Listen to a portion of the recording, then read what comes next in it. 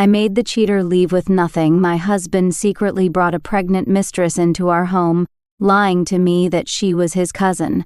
The mistress, eager to become his legitimate partner, even tried to harm my daughter. That was when I decided I had had enough and launched my most devastating counterattack. 1. At the OB/GYN clinic, I saw my husband Derek accompanying a young, beautiful woman for a prenatal checkup. At first I thought I must have been mistaken. I rubbed my eyes and looked again.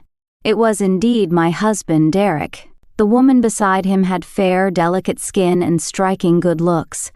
The two of them were acting intimately, and throughout the entire consultation, it was Derek who spoke with the doctor. The woman sat comfortably by his side, looking entirely at ease.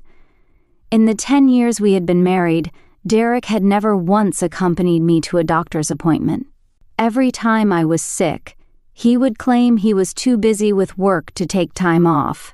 I never imagined he would be so attentive and caring while taking another woman to see a doctor. Didn't you say Derek was working overtime at the office? So why is he here playing house with some little harlot? Emily, you should march over there and teach that shameless woman a lesson. My best friend was furious, rolling up her sleeves and ready to confront them, but I stopped her with a calm voice. Let it go, let's leave. In truth, I felt the same way as she did. But I knew Derek's temper all too well, without solid evidence.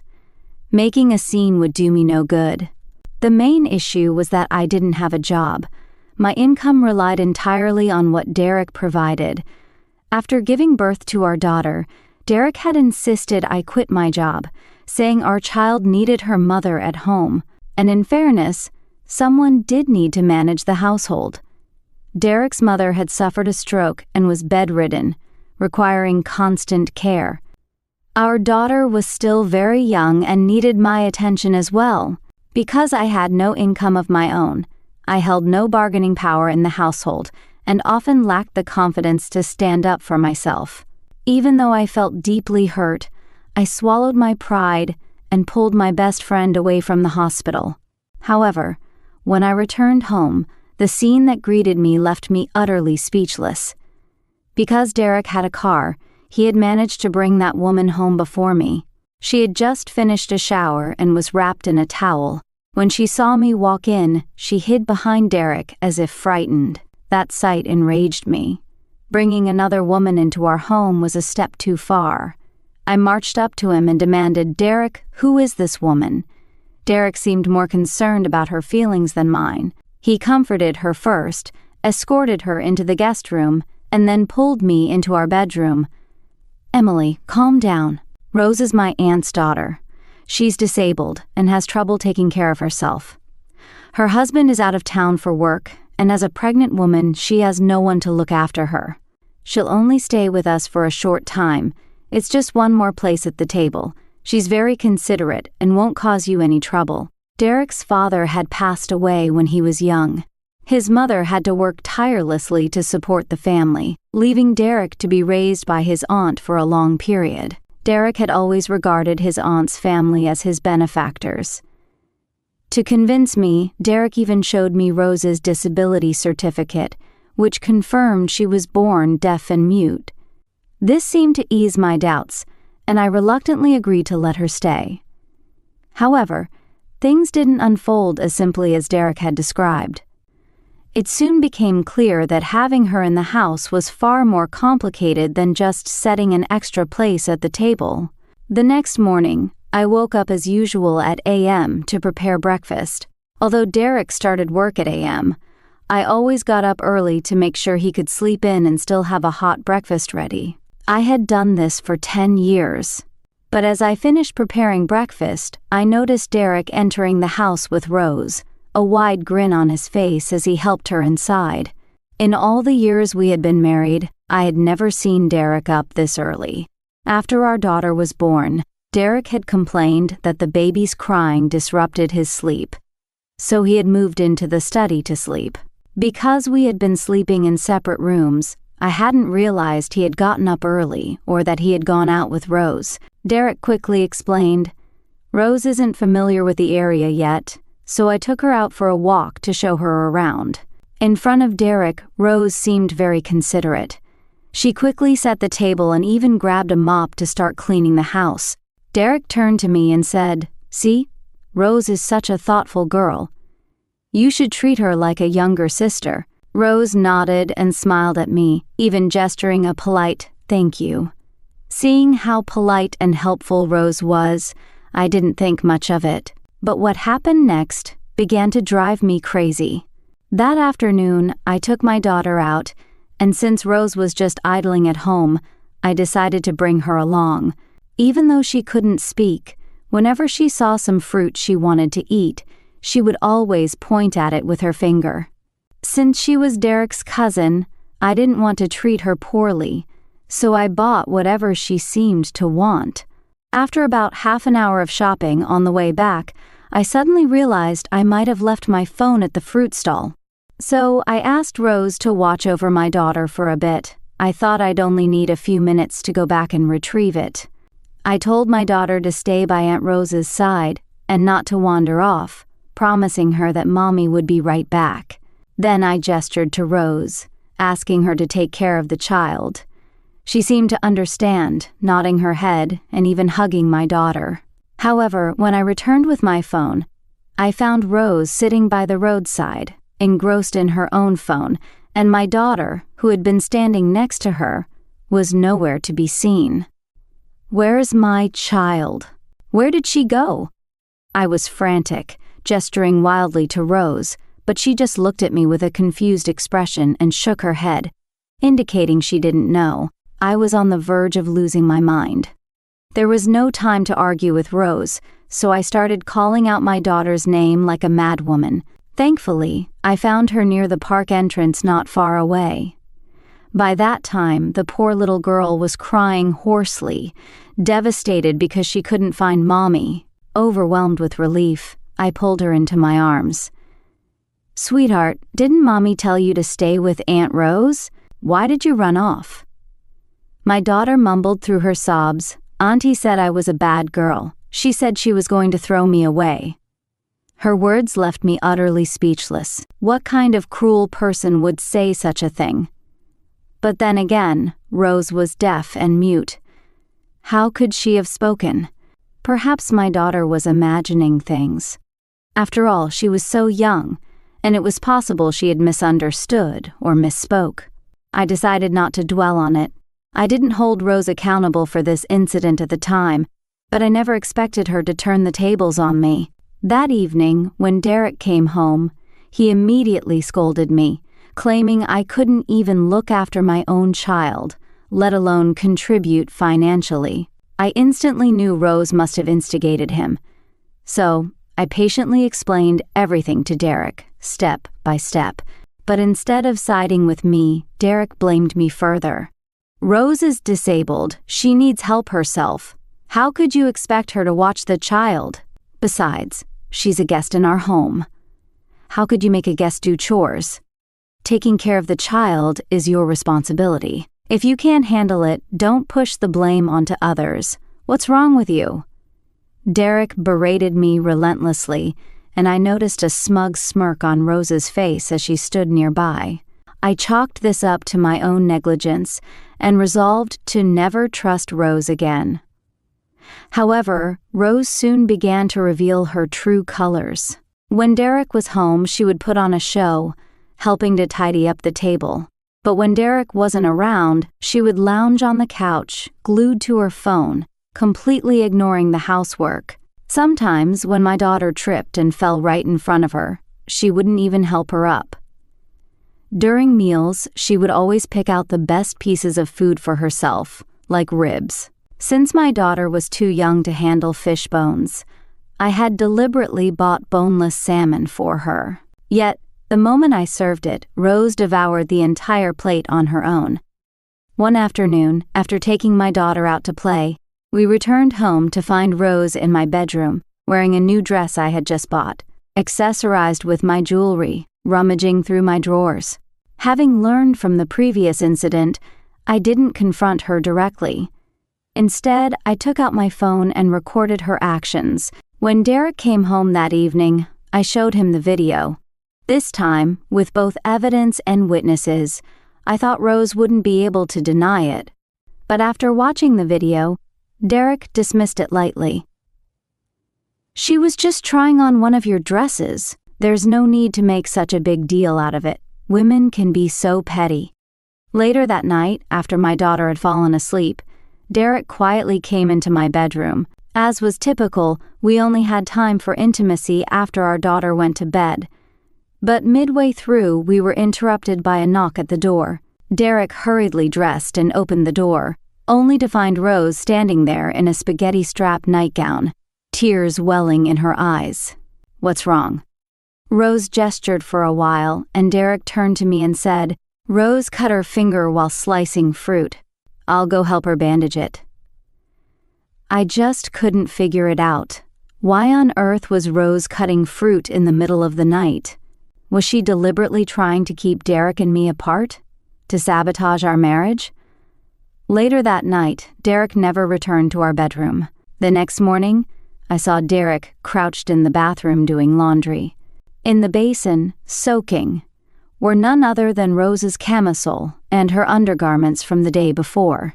Even siblings wouldn't cross this line. There's no way a sister should ask her brother to wash her intimate clothing. I was furious and scolded Derek on the spot.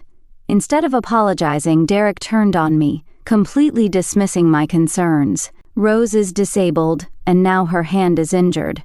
You obviously wouldn't help her with this, so why can't I? What's wrong with you? Why are you so cruel and malicious?" It was then that I realized Rose's presence was driving a wedge between Derek and me. When I looked up, I noticed a smug smile tugging at the corner of Rose's lips. A sinking feeling settled in my chest. At noon, after Derek left for work, I decided to confront Rose. "Here's the deal. I'll give you some money so you can stay at a hotel. I know you're disabled and it might be inconvenient, but you can use your phone to order whatever you need. Our home is just too small to accommodate you any longer." Though I detested Rose, I kept my composure, speaking to her civilly and refraining from pushing things too far. Rose listened to me, smirked strangely, and took the money without hesitation. She packed her belongings into a suitcase and left shortly after. I thought that her departure would bring peace back to our home, but I was wrong. Half an hour later, Derek stormed back in, dragging Rose's suitcase with one hand and supporting a tearful, sobbing Rose with the other. I had no idea what Rose had told him. As soon as he stepped through the door, his face was filled with anger. He accused me of being heartless and selfish and scolded me for being unreasonable. Then he warned me, "If you dare kick Rose out again, I'll divorce you." Derek's unwavering stance, choosing a cousin over his own wife, made me realize I needed to reassess who this woman really was. I began to keep my distance from her. Later, I called my best friend and explained the situation. She told me she had a former classmate whose husband came from the same small town as Derek's aunt's family. She promised to ask her classmate for help in tracking down Rose's husband. Perhaps only her husband could resolve this growing conflict. That evening, Derek came home unusually early. After I prepared dinner, Rose joined us at the table. Rose was exceptionally adept at ingratiating herself. She busied herself serving Derek food, pouring him soup, and, although she couldn't speak, she typed messages on her phone for him to read. Derek seemed particularly fond of interacting with her. The two of them exchanged glances across the table, completely ignoring my presence. I said to Derek, "Tomorrow's the weekend. I was hoping we could take our daughter to the amusement park. She hasn't been out in such a long time."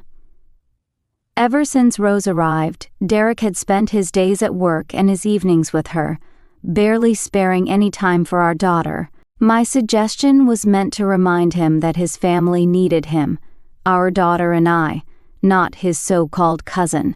Moreover, his excessive attention to Rose was already disrupting the harmony of our family. But Derek rejected my idea outright. "No, I can't. I need to take Rose to her prenatal checkup tomorrow." A man accompanying a woman to the OB/GYN isn't very appropriate. "How about I take her instead?" I offered. The moment I said that, Rose seemed startled.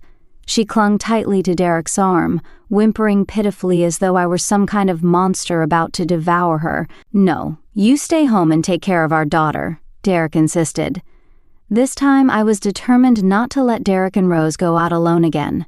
"Derek, I don't want to fight, but if you insist on taking Rose tomorrow, I'll take our daughter and stay at my friend's place." I was already furious, but my ultimatum had no effect.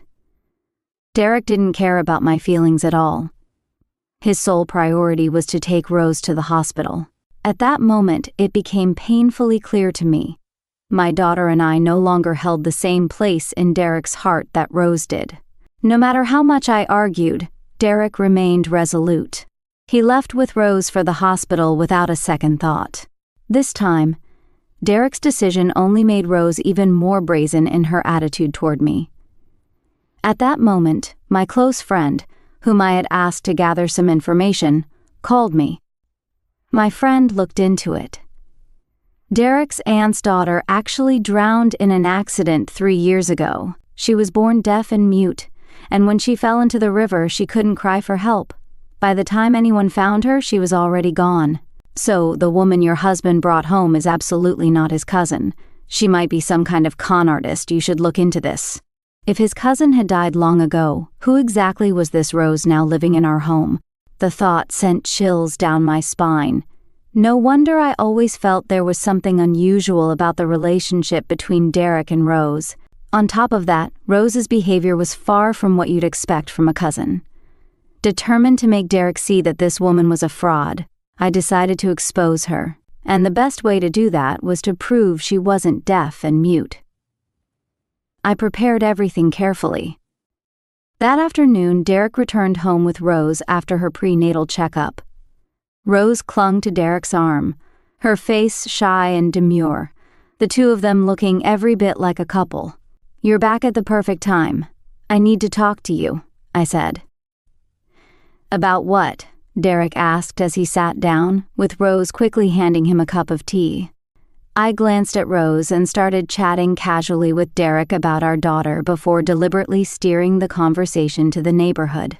I mentioned that there had been an increase in pyramid scheme recruiters in the area and then shifted the focus to Rose. Speaking loud enough for her to hear, I said, "Derek, I think Rose is suspicious. She might even be part of one of those pyramid schemes. Today, I discovered she stole my jade bracelets. We can't have a thief staying in our house." In truth, I didn't own any jade bracelets, and nothing had been stolen. I fabricated the accusation to frame Rose. As expected, Rose immediately panicked and defended herself. "I didn't steal anything. If you don't believe me, you can search my room. Derek, don't listen to her nonsense. She's making up lies to get rid of me." Hearing her speak, I smirked and turned to Derek. "See, she's not deaf or mute. A real deaf-mute person wouldn't be able to hear us or speak. This woman can do both, which means she's been lying to you all along. Derek, she's not your cousin." I had exposed Rose, but Derek didn't seem the least bit shocked. Instead, he turned on me with a cold attitude. "What makes you think she's not my cousin?" "I had someone investigate. Your cousin drowned 3 years ago." Derek's face turned red with anger. "You actually went behind my back to investigate me? What's wrong with you?" "I was afraid you'd be deceived," I retorted. Derek pulled me into the bedroom and shut the door behind us. "Since things have come to this, I won't hide it from you anymore. Rose isn't my cousin. During a company event, the host arranged for some women to accompany us, and Rose was one of them.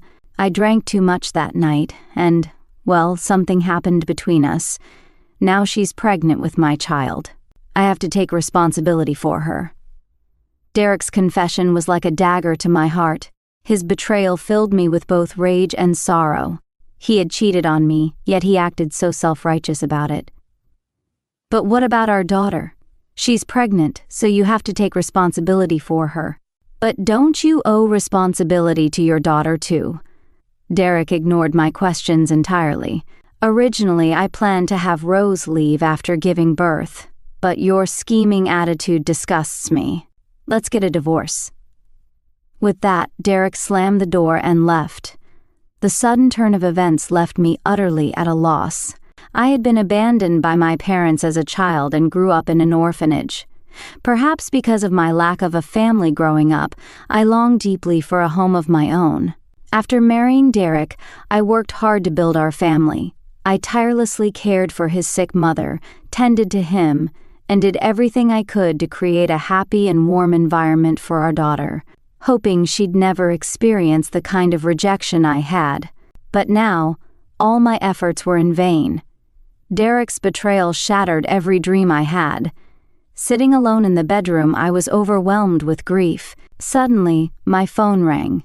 I glanced at the screen. It was a call from William, the director of the orphanage where I grew up. "Emily, it's William. Did you receive the letter I sent you?"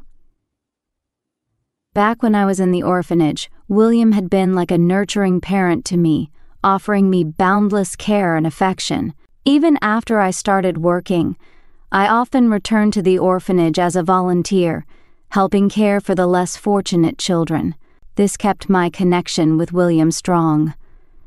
"A letter? What letter? William, did you send me something?" "Last month, someone claiming to be your biological family came looking for you. They said your birth mother is gravely ill and wishes to see you one last time." "My birth mother? She wants me now?"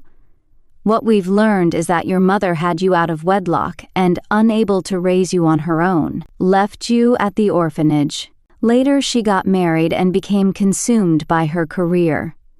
She feared her current husband wouldn't accept you, so she never had the chance to reconnect. Now, with her health failing, she's desperate to see you." Though I felt a pang of resentment over being abandoned for so many years, the thought of her impending death softened my heart. I decided I wanted to meet her one last time. I agreed to the reunion. William, however, reminded me repeatedly, "Don't forget to bring that charm bag. It'll help your family recognize you." "All right." After hanging up, William sent me an address. I had heard about the charm bag before. William once told me that when he found me as an infant, barely a month old, I was wearing the charm bag. Inside it was a note with my birth details and a small amount of cash. To me, it was a crucial piece of evidence that would reconnect me with my family. William had kept it safe all these years until he handed it back to me after I got married, urging me to protect it and use it if the opportunity to reunite with my family ever arose. I kept the charm in a jewelry box, securely locked. But when I opened the box this time, I found the lock had been tampered with, and the charm was gone. I suddenly remembered Rose rummaging through my wardrobe and trying on my jewelry a few days ago. My heart sank. Could she have taken it? I rushed out of the bedroom, but Derek and Rose were nowhere to be found. The guest room where Rose had been staying was wide open. Her suitcase was there, along with her clothes and toiletries, but her handbag and phone were missing. I then called Derek's phone, only to find it was switched off. Had the two of them run away together? That didn't make sense. I had already agreed to the divorce. There was no reason for him to elope. Besides, his elderly mother was still here. I searched through Rose's bed and finally found an envelope under her pillow. The handwriting and address were unmistakably William's, but the envelope was empty. The letter inside was gone. A terrible suspicion began to form in my mind. William had hinted earlier that my birth mother's family was wealthy, potentially with a considerable inheritance. Could Derek and Rose have taken the charm bag to impersonate me and claim my birth mother's inheritance? The thought made me frantic. I quickly entrusted my daughter to my best friend's care and went straight to the address William had given me. I arrived at the estate. I saw Derek's car parked outside the mansion. Just as I feared, they were indeed pretending to be me. With William's letter of recommendation and my charm bag as evidence, Rose had easily deceived my mother's family. Through the glass doors of the grand mansion, I saw the luxurious interior. Derek and Rose were sitting inside, both smiling. I didn't storm in to expose them immediately. Instead, I went to speak with the neighbors to gather information about my mother's current condition. I learned that she was gravely ill and had been hospitalized. Without hesitation, I headed to the hospital. 3 days later, Derek finally rushed back home.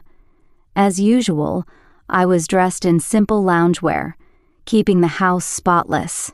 My daughter sat on the floor playing with her building blocks while I fed my paralyzed mother-in-law. When Derek looked at me, his expression was filled with disdain. "Is Rose not with you?" I asked him. Derek's face was beaming, as if he had just won $1 million jackpot. He made no effort to hide his excitement as he pulled a divorce agreement out of his bag and placed it in front of me. "I gave you 3 days. Have you made up your mind?" "Derek, after being married for over 10 years, are you really willing to just walk away like this?" I asked calmly. Derek looked visibly annoyed. "Emily, when I married you, you had nothing. No money, no connections, not even a single relative to rely on. I never held that against you. After we got married, I supported you for all these years. I've poured all my youth into this marriage, and now I want to pursue my own happiness." His words made me laugh. A grown man talking about wasting his youth. Was his youth more valuable than mine? The truth was, he had enjoyed the best years of my life, and now wanted to move on to enjoy another woman's youth. Sure, I hadn't been working all these years and he had been giving me an allowance, but I had been nothing short of a live-in caregiver, taking care of him and his mother. If we were really talking about money, he should have been paying me a salary for my care. "And what about your mother? If I'm not around to take care of her, what will happen to her?" "How about this? After the divorce, I'll give you some money as an allowance, and you can continue looking after my mom."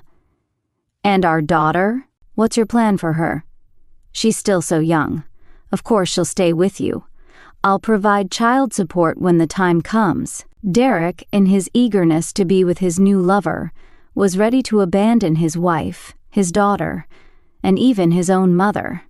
Truly, when a man's heart changes, it seems he loses all traces of humanity. I looked at the man before me, now a stranger, and asked him one last time with a heavy heart, "Derek, are you certain you want this divorce? Stop wasting time, just sign the papers." Derek urged me impatiently, desperate to rid himself of the burden he thought I had become. "Are you sure you won't regret this?" "Emily, stop dragging this out. Look at yourself, you're a mess. You're nowhere near as attractive as Rose. Don't blame me for losing interest, blame yourself for not keeping up. Look at other wives. They stay in shape after marriage, dress beautifully, and maintain their appeal. And look at you, I'm embarrassed to even take you out in public." Derek's eyes were full of disdain.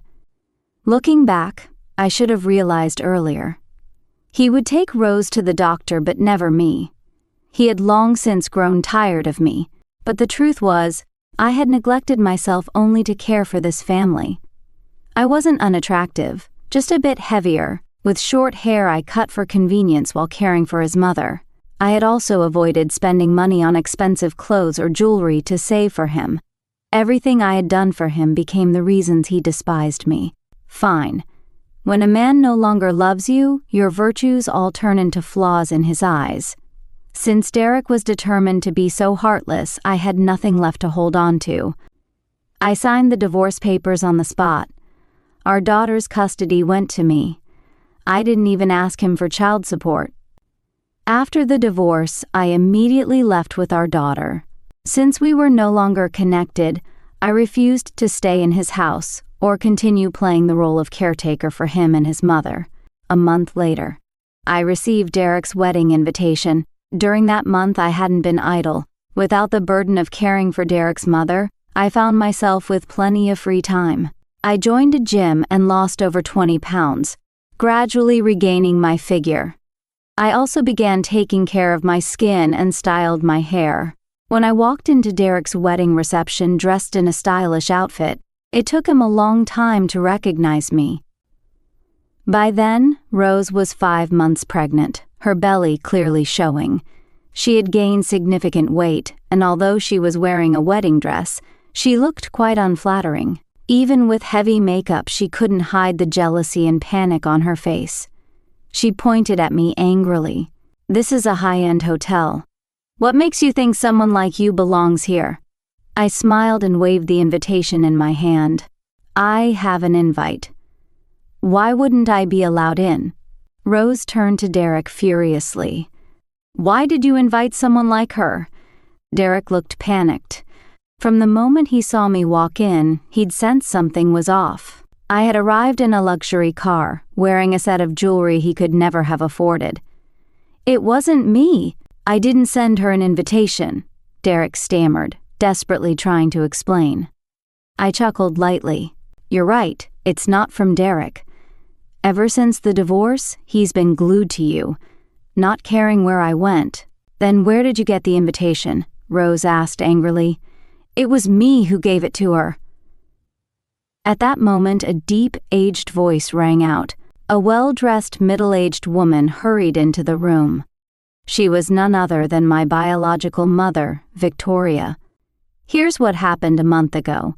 When Derek hastily brought Rose to pose as someone's daughter, I didn't expose them. Instead, I went to a hospital to find my mother, Victoria. Since I didn't have the small lucky pouch, I didn't immediately reveal my identity to her.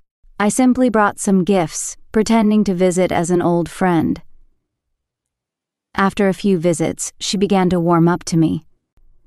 Later, I brought William, the hospital director, with me to visit her. She recognized him immediately. William confirmed to her that I was her biological daughter. Though she had been seriously ill, her health started improving miraculously after finding me. As she put it, she felt she owed me too much, and couldn't just leave the world like that. She wanted to live on and make it up to me. After my divorce from Derek, I moved into my mother's house to live with her. When she learned about Derek and Rose's deceit, she was furious and agreed to help me expose them. At that moment, Rose recognized my mother. She had been to her house before. Although Rose never had the chance to meet her in person, she had seen my mother's photographs in frames around the house. In fact, when they went to pose as her relatives that time, they didn't meet my mother face to face. Her family simply told them she was too ill to receive visitors. So, Rose and Derek decided to wait it out, hoping to inherit her fortune after she passed away. What Rose never imagined, though, was that my mother would recover. Seeing my mother walk into the room now, Rose hurriedly approached her with a smile. "Mom, you're here. It's so good to see you." My mother sneered and pushed her away. "Who are you? I don't know you." Rose, ever the actress, immediately burst into tears. "Mom, it's me, your long-lost daughter. Mom, I've missed you so much. I thought I'd never see you again in this lifetime. Mom!" Rose's performance was so dramatic that some onlookers were genuinely moved, wiping tears from their eyes, thinking it was a heartfelt reunion. But my mother pulled me into her arms and said coldly, "Stop pretending. Emily is my real daughter." "No, she's not. She's lying," Rose shrieked. "Emily is a fraud, a con artist. She's been deceiving everyone. Listen to me. I'm your real daughter. Look, here's the lucky pouch you gave me when I was a child. I've kept it with me all these years." Rose finally took out the small lucky pouch. I snatched it from her hand. "Rose, stop acting. This is mine. Let me make one thing clear. I've already done a DNA test with my mother. You keep claiming you're her daughter. Do you dare to take a DNA test?" At my words, Rose was instantly rendered speechless. With advancements in modern science, no amount of acting could save her now. "Emily, you're just jealous that I married Derek. You're here to ruin us, aren't you?" "You're overthinking it. Derek is trash. If you like him, you can keep him," I said with a smirk. "I'm here today because you stole my lucky pouch, which nearly cost me the chance to reunite with my mother. I came to expose you and to ensure you take responsibility for everything you've done."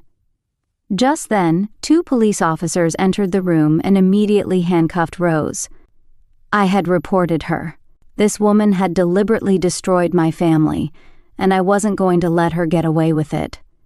During the time she was impersonating me, she defrauded my mother's family of tens of thousands of dollars. Now she would face legal consequences for her actions. Perhaps realizing there was no escaping her fate, Rose began sobbing uncontrollably. As the officers escorted her away, she kept calling out for Derek. Derek, however, merely glanced at her from afar, saying nothing. He stood there, frozen, unable to process what had just happened. In the days leading up to this, I'd heard quite a bit about him from my best friend. Derek had been overly confident, convinced that Rose would inherit a massive fortune. In his eagerness, he divorced me and started house hunting with Rose almost immediately. He even bragged to his friends, boasting about his plans to buy a luxury mansion and a fancy car. At parties, while drinking with his buddies, he shamelessly declared how he was upgrading his house, car, and wife, ready to climb to the top of the world. Indeed, the 20-something Rose was youthful and radiant, far surpassing a woman in her 30s like me. But alas, his dream finally shattered at this moment. He stopped me at the entrance of the hotel. "Emily, please forgive me, will you? I asked you before. I asked if you'd regret it and you told me you wouldn't. I know. I was out of my mind back then. Rose tricked me. Emily, for the sake of our daughter, give me another chance. She needs a complete family, and she needs a father who loves her." Derek sobbed uncontrollably, almost kneeling before me. But sadly, my heart had long gone cold. Back when Rose was pregnant and he claimed he had to take responsibility for her, he never once considered that our daughter needed a father and a family. Now that Rose had fallen from grace, he came running back, using our daughter as an emotional bargaining chip. I knew very well that what he cared about wasn't our daughter, nor me. It was the inheritance I was about to receive. For a man who only had money in his eyes, I would never give him another chance. "Derek, I don't love you anymore. When you betrayed me, you should have realized there was no turning back for us." With those words, I turned and walked away decisively. Behind me, Derek broke down in tears. In truth, Rose didn't love him as much as he had imagined. After Rose was arrested, she quickly confessed that he was her accomplice. The money they had swindled was also spent together. As a result, both of them ended up in prison. Rose, being pregnant, was allowed to serve her sentence outside of prison, while Derek remained behind bars until his term was completed. My mother, Victoria, due to her advancing age, could no longer manage her business. She handed over the company she had spent decades building to me. I worked hard to run the company, while also taking time to better myself. A year later, while pursuing a BA program at a prestigious university, I met a brilliant and charming man. He began courting me, and after nearly a year of careful observation, I accepted his love. Another year passed, and we got married. After marriage, we had a son. With both a daughter and a son, I felt truly complete.